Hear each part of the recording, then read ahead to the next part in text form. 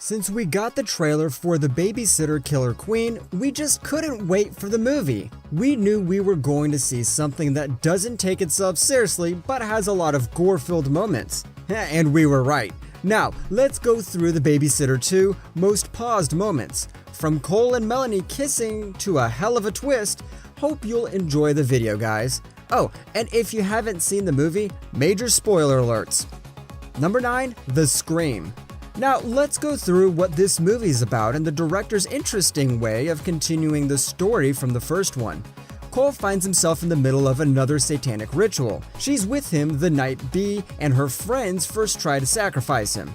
But Melanie is both leading the charge and trying to use the ritual to become an influencer so she can save herself from her weird father, and she looks at it as an escape from the town.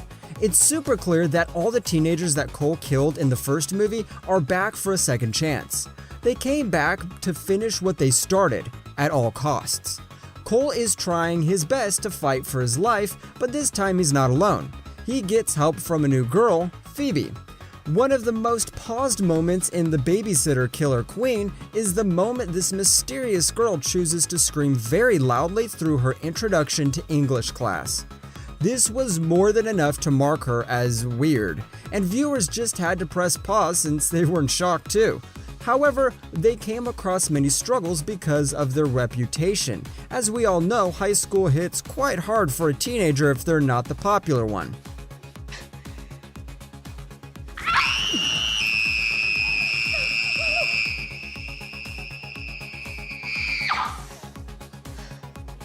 Number 8, Cole and Melanie. The moment we've all been waiting for, the kiss between Melanie and Cole, is one of the most paused moments in the entire movie, and we just couldn't be happier to see this since Cole is a social outcast who feels as he's going crazy. Well, no one believes him when he talks about the satanic ritual. However, on the other side, there's Melanie, a popular girl who's dealing with the traumatic events of the first film by ignoring the fact that they've ever happened. When Cole finds out that his parents were planning to send him to a psychiatric hospital, he decided to leave school with Melanie for a party at a lake with dreams of her reciprocating his crush. And thanks to a game, he finally gets to have his passionate moment with her. Number 7, It Ends Tonight. Max, Emil, Allison, Thorne, Sonia, Lee, and John Batchelor all came back from the dead. Together with new cult members, what they need to do is finish the ritual before sunrise or they'll return to limbo for 2 years before they can try again. We don't hear much of B for the most part, but we can see flashbacks that show her raising the different cult members. The ritual, which follows a mix of innocents' blood with the blood of the sacrificed, shows them all get the life they want. Allison's dream was to be the world's best journalist, so she gets it. While Cole succeeds to survive most of the night with the help of his new classmate Phoebe, who continuously blames herself for the death of her parents, things take an unbelievable turn in the climax. B was the one to set up the events of the entire movie. So, you guys definitely remember the scene where Phoebe found her childhood bunny in her locker at the school, with the key to her parents' cabin near the lake? Well, the bunny scene is one of the most paused moments in the entire movie since viewers wanted to see the little details. However, B had made the deal with the devil on the night of the accident, and this was to save Phoebe's life. Not as we expected, to improve her own. And the situations from the first movie made B to stop the cult. What are you doing? Keeping you safe. The lock's on the inside, dumbass. That's really sweet of you, though. Number 6, The Unicorn. We never expected that these last few years, babysitter-related slasher movies would make a comeback in.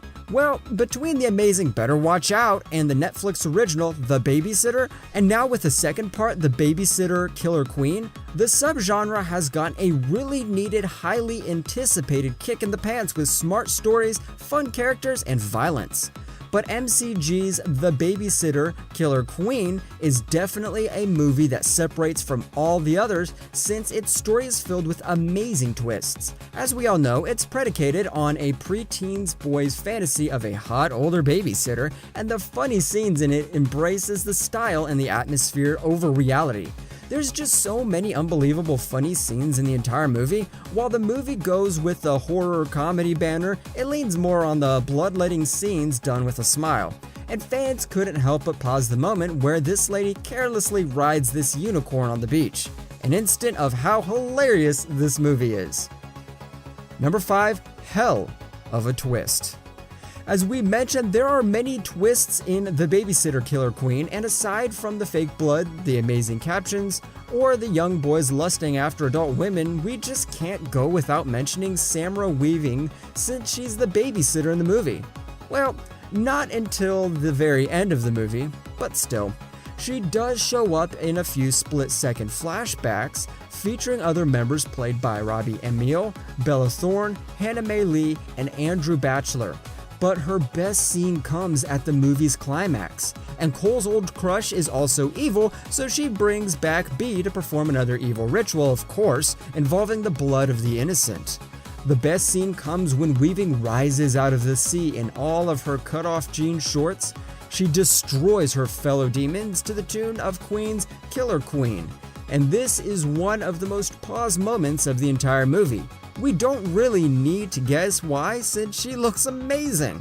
However, the nobly sacrifices herself so Cole and his new crush, Phoebe, can live. Number 4, Allison and Bee. The beautiful actress and ex-girlfriend of Scott Disick is dressed as a sexy cheerleader throughout The Babysitter Killer Queen, and we can't forget that she gets down to some really passionate kisses with Samara in the first movie.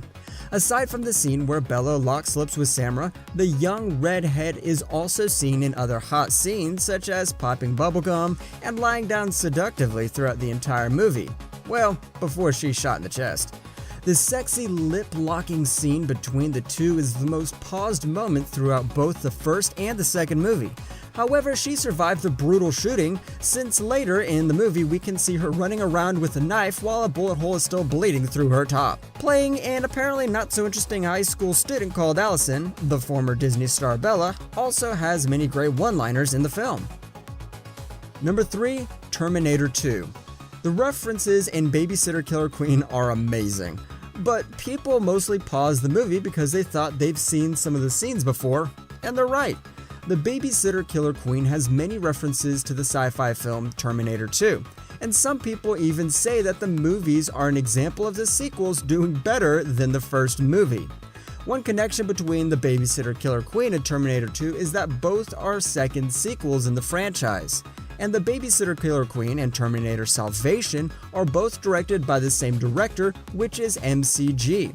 Another scene is where Cole describes his school like, and he looks down the corridor. A bar falls, and a student can be seen walking with what looks like a baton. Why was this scene so paused? This scene is very comparable to Terminator 2's facility where Sarah Connor was held up. Even the blue lighting is the same. Number 2, John Connor's hairstyle. Another similarity is a scene from where Cole gets intimate with Melanie in the basement during a party right before the tragedy strikes. Here's another scene that got paused because of the incredible similarities. The scene where Cole gets close with Melanie in the basement during a party before the tragedy happens. You guys might not remember, but in Terminator 3, John Connor says to Kate that every time Judgment Day is about to happen, the two would meet each other. He remembers how they had gone to Kripke's basement right before Terminator arrived from the future. And another moment with a huge similarity, you just can't go without linking Terminator 2's John Connor's hairstyle with Cole from The Babysitter Killer Queen. Number 1, Game of Thrones, everybody! The Babysitter Killer Queen actor Judah Lewis said that his favorite scene was when every person in the room was trying to kill him. It's really funny because what I liked about it is these characters are out to kill Cole, but he has these kinds of funny oddball relationships with them that are specific and unique. And so it was so fun to be able to play off the groundwork that we laid in the first film and just further expand those relationships and playing to those tropes. One of the most paused moments from the entire movie is this scene with the houseboat, probably because the whole cast is together and everybody's playing around. As Judah Lewis said, it was just magical, really. We end our video here. Let us know which moment was your favorite in The Babysitter 2, and do you think the second movie is better than the first one? Feel free to share your thoughts in the comment section below. Make sure to like the video, subscribe, and hit the bell icon for more amazing videos such as this.